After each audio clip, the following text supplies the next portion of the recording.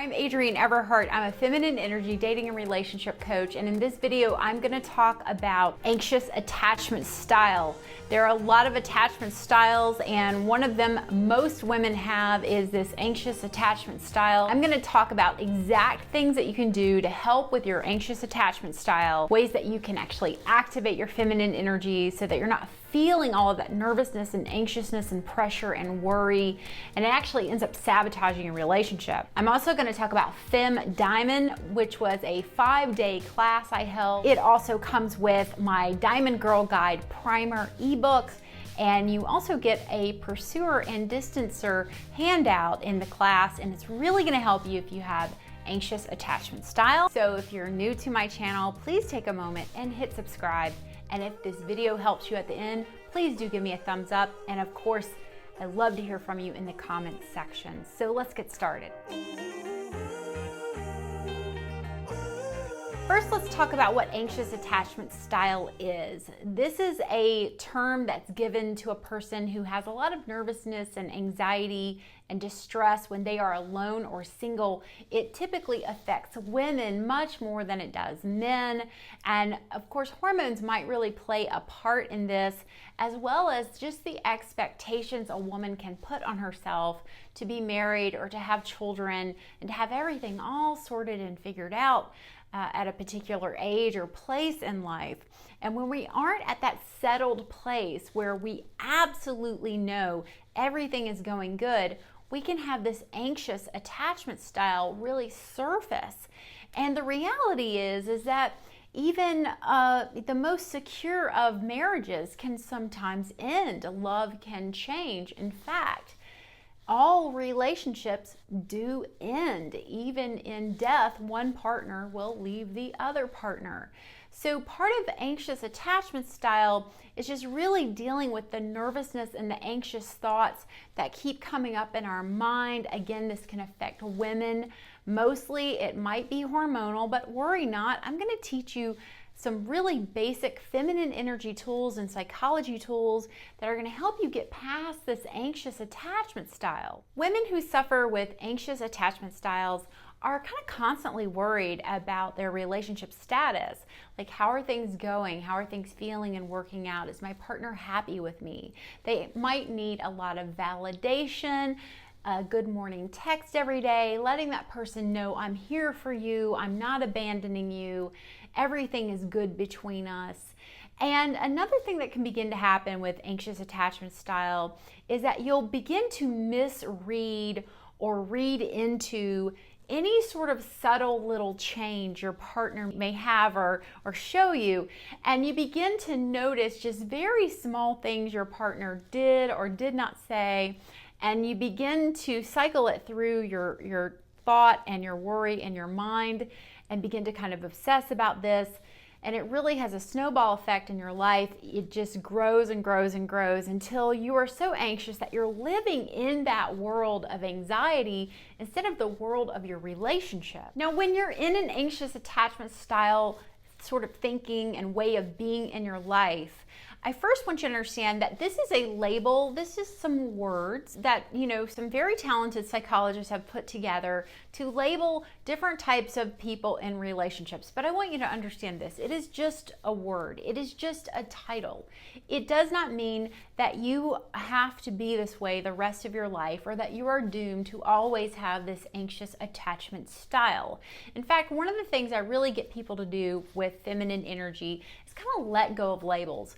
Labeling things and really having terms for them, I feel like is much more masculine energy, whereas feminine energy is, I'm in my body. This is what I'm feeling. This is what I'm experiencing. Now, people who do have anxious attachment style and they feel like that really represents who they are, sometimes hang on to relationships that aren't healthy for them, such as abusive relationships or relationships that really aren't going anywhere because they're too afraid to be alone. They're too scared of being alone, or who will take care of them, or will that person be with them. They have this, anxiety about being separated from that person. And a lot of this stems to abandonment issues. I was completely unaware that I had suffered abandonment from my dad at a very young age. Even though, he was kind of in and out of my life some, there were moments of just, treating me as if I were a grown-up, hanging up the phone on me, doing terrible things like not talking to me for an entire year. It can be so difficult for a child to understand when they have an unhealthy parent. No one really comes to you and says, hey, I think that your parent is suffering from this illness or that illness or whatever it may be. Or maybe they just were a big fat jerk to you. And you have a hard time processing it because this is all you've known. These are the people who brought you into the world, and you just sort of inherently can sometimes love them and want to trust them and make that relationship work. So I believe this kind of gets carried over into that abandonment issues and this nervous attachment style, because when that man does turn his back on us and walk away, it triggers daddy issues. And I know that that's a term, I really don't like that term, but a lot of this that we're struggling with men is really leftover issues from a parent where we're still trying to learn how to fix that relationship. That wounded inner child is trying to figure out, how can I make this person love me? What do I need to do? What do I need to say? How do I need to be? What is it I need to do to make them love me? And then sometimes when we do have their love, there's a saboteur on board who's picking apart everything they're doing. If they don't call at the right time, if they don't ask you the right questions, if they don't understand your love language. I mean, we can end up finding all these flaws in our partner just so we can sabotage the relationship and get what it is we really want, which is no one's ever going to stick around and love us until the end. This is the great empowering thing about feminine energy. Feminine energy is where you come first. You and your inner girl, your inner wounded child, and the adult, you all come together. You begin to notice when you're in your body and when you're not worried about titles or phrases or the hot psychological term of the year. I want you to instead just, what am I feeling really in my body? And how can I be there for me? One of the greatest things you can say to yourself is, I love you and I hear you. Whatever part of you is talking, the part of you that is dreaming up all these possible scenarios that can go wrong or everything the bad that's ever happened to you, I love you and I hear you. But I'm the adult, I'm doing the talking, and I will never abandon you.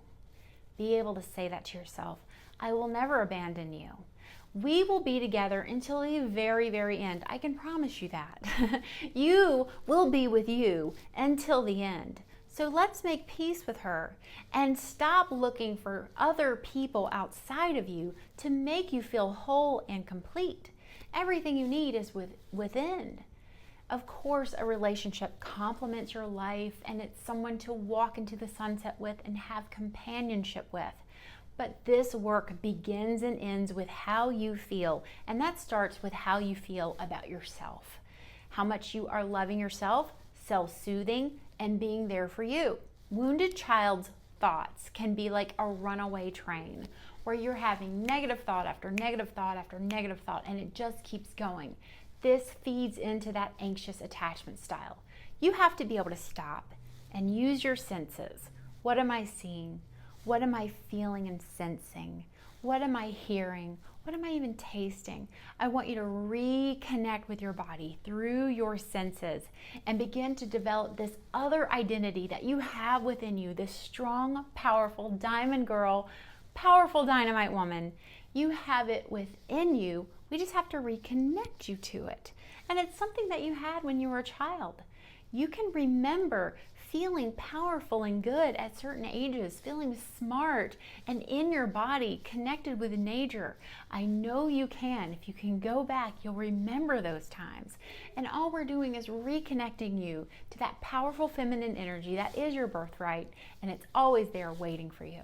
In addition to getting in touch with your senses, what you're feeling, tasting, sensing, hearing, this will really help you disconnect from those rampant thoughts that lead to anxious attachment style sort of thinking. I want you to also begin to trust the universe. I want you to have an outlook that everything is always working out for me. I don't know how it does, I don't know how it happens, but I always land on my feet and everything is always working out for me. And I want you to trust that everything is unfolding exactly the way it needs to be unfolding for you. You have to trust that.